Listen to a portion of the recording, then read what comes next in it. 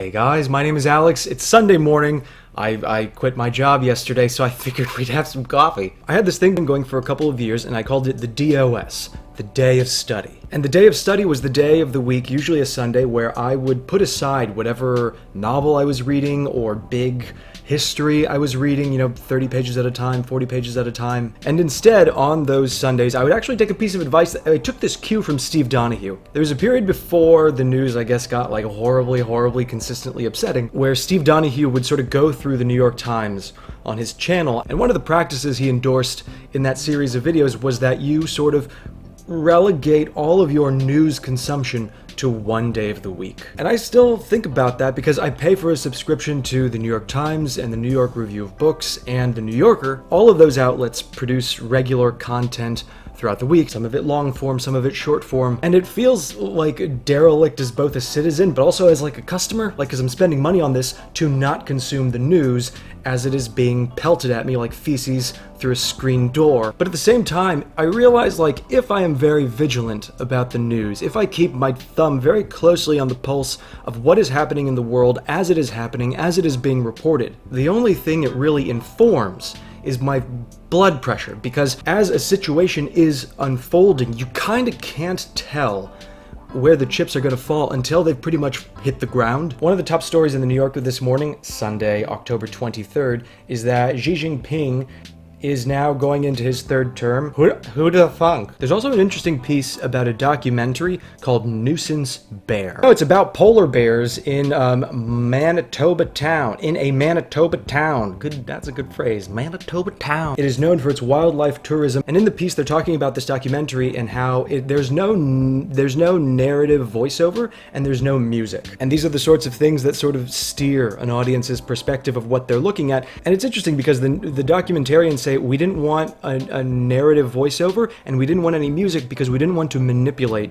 the audience's interpretation of what they are seeing. And I don't think that they're being disingenuous there, but I will say that is a little bit disingenuous. I'd refer you in this case to a little 30-minute documentary on YouTube called Land Without Bread by Louis Buñuel. I watched this movie a few years ago and I fell for it. This documentary is about, if I remember correctly, a small community in Spain, way off the grid. They live in abject poverty. They have these customs that are supposed to strike the viewer as barbaric, and it's basically a prototypical Sacha Baron Cohen documentary. It's all fake. Louis Buñuel, who prior to this had partnered with Salvador Dali on The Age of Gold and Un Chien Andalou. I feel like I have to be cartoonish and caricaturish whenever I pronounce French, because whenever I read dude, there's a David Sedaris essay where he talks about his rich white friends who come back from vacation and they're like, oh yes, we had a splendid time in Nicaragua. Anyways, film was a relatively new commercial medium, and Buñuel was exploring with that documentary how easily you could manipulate a viewer's perception of truth. Basically, you show them an image, you overlay it with narration, and even though the image itself is sort of opaque, it doesn't really reveal what's going on. Most viewers will take the pairing of a moving image and a voiceover as just incontrovertible fact. I don't know if incontrovertible is a word, but I'm gonna fucking leave it. A few of you got in touch with me about my previous video, oh, who's that dog in the background? And I figured I may as well mention, I don't know what you're talking about. But as concerns that thing about documentaries being sort of manipulative, you are being inherently manipulative by the montage. If you take this image and you put it after this image, it suggests continuity, or it can suggest immediate contrast. My point is, the documentarian saying I don't want to manipulate the audience's perception of what they're looking at, implicitly by the positioning of the camera, that is perspective, that is manipulation. Because if the camera is right here and you're looking at me and it seems like we are alone right now talking, here are the boundaries of the camera, and there could be 4 other people on either side of these boundaries and you don't know. And in that respect, if I act as though you and I are alone here, it's kind of manipulative. The other day I overheard Marie watching a video with Tony Robbins giving a speech. I was hearing her listen to Tony Robbins, and obviously it's a very identifiable voice, and it reminded me that a few years ago, talking about documentaries, I watched this documentary on Netflix. It was about a particular Tony Robbins retreat, and they interviewed all these people who had gone there, and these people had these stories about oh yeah, I sold all of my furniture to get here. I took a second mortgage so I could afford the whatever it was, $6,000 or $7,000 fee to come here, get put up in a hotel, sit for a 3-hour lecture, lecture, do a 6-hour workshop, come back for another 3-hour lecture. People invest in these retreats as if it's like legitimately life-changing, as if it's a small education, a small college fucking curriculum. And all throughout the documentary, I was like, this is fascinating.